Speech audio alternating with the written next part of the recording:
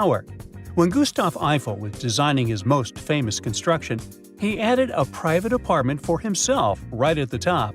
It's rather spacious, especially for Paris, where people often live in apartments 10 times smaller. It had a workshop, living space, a dining room, a kitchen, a bathroom, and piano. But there was no bedroom, so it's likely that no one ever slept there. No one lives there now, except for the mannequins of Eiffel himself, his daughter, and one of Thomas Edison. Members of the scientific community chosen by Eiffel and other notable guests were allowed to visit the property, and Edison was one of the chosen ones. Now, across the pond, the New York Public Library also hosts secret apartments for the staff. These apartments used to be a normal thing in different library buildings across the city, but now there are only 13 left out of 30.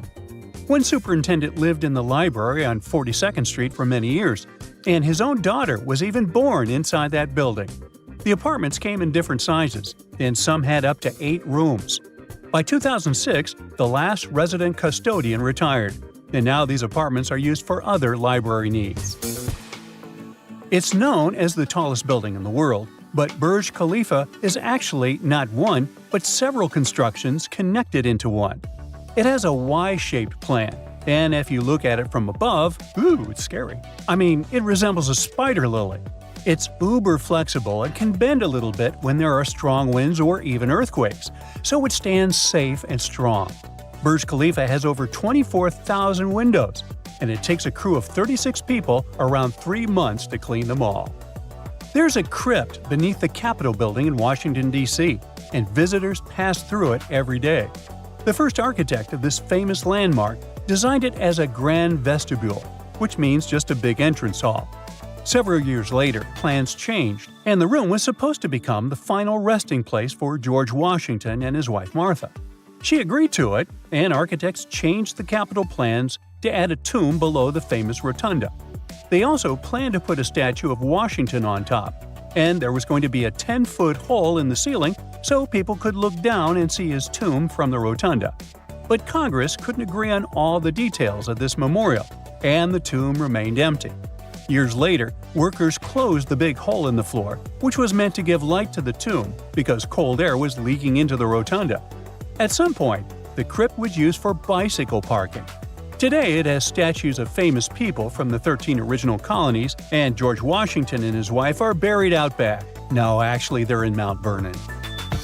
There's a hidden clock and a calendar in St. Peter's Square in the Vatican. The 83-foot obelisk works like a giant sundial, using its shadow to show the time and even mark special days like the solstices. When the sun is at its highest point in the sky, called solar noon, the shadow of the obelisk falls on a line of stones on the ground. On the winter solstice, the shadow reaches its farthest point. On the summer solstice, the shadow is much shorter. There are also 5 other special markers that show when the sun enters different zodiac signs. The long, thin granite line running from the obelisk toward the Pope's window shows exactly when it's noon. British seaside Brighton stands on top of a secret network of underground tunnels, with Victorian sewer systems and a hidden road. They say the tunnels were built below the royal pavilion, so that King George IV could go on, secret dates. History experts say it's not true, and the king actually used tunnels to keep his servants out of sight when they moved between the pavilion and the stables.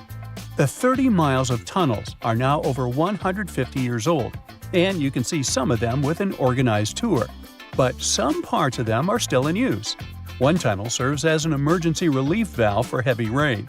Another tunnel has a shooting range inside. The bascule chambers inside the Tower Bridge are one of the coolest hidden spaces in London.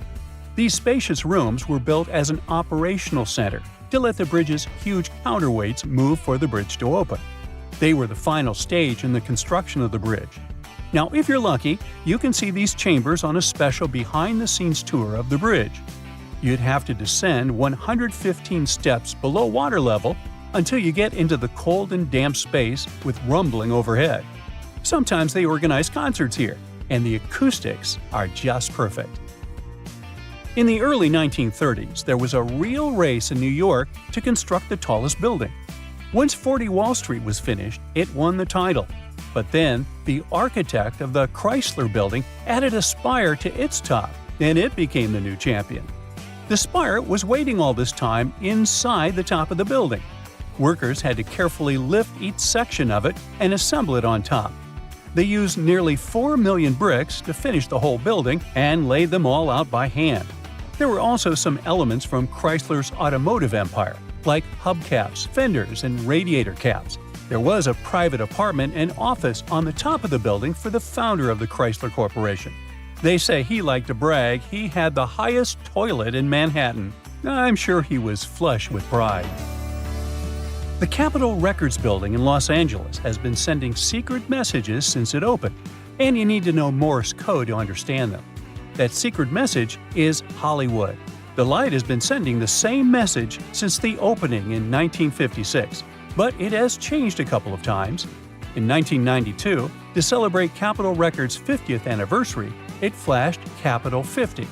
Then, before Katy Perry's album release in 2013, the message was also changed, but hardly anyone noticed the difference.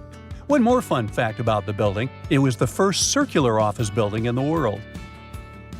Producer Samuel Lionel Roxy Rothafel designed a hidden apartment for himself in the Radio City Music Hall in New York City. He chose for the apartment, now called the Roxy Suite, to be decorated in the Art Deco style.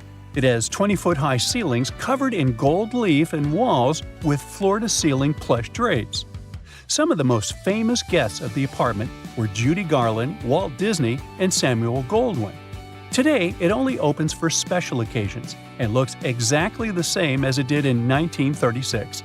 You might be able to rent it out for a private event, but they say the prices are very high. Grand Central Station in New York has a great hidden activity for travelers. There are tennis courts in a secret space named the Annex. This area used to be a recording studio. Now the location is known as the Vanderbilt Tennis Club, and you can visit it and play tennis there. The U.S. Supreme Court building in Washington, D.C. has a secret sports facility where clerks, off-duty police officers, and other Supreme Court employees can play basketball. This court, the basketball court, is located on the top 5th floor of the building and goes under the nickname the highest court in the land. There's a fun sign next to it saying, "Playing basketball and weightlifting are prohibited while the court is in session." Well, we wouldn't want to tempt the justices to, drop everything they're doing to play a game of horse, but I think that would be fun. That's it for today. So hey, if you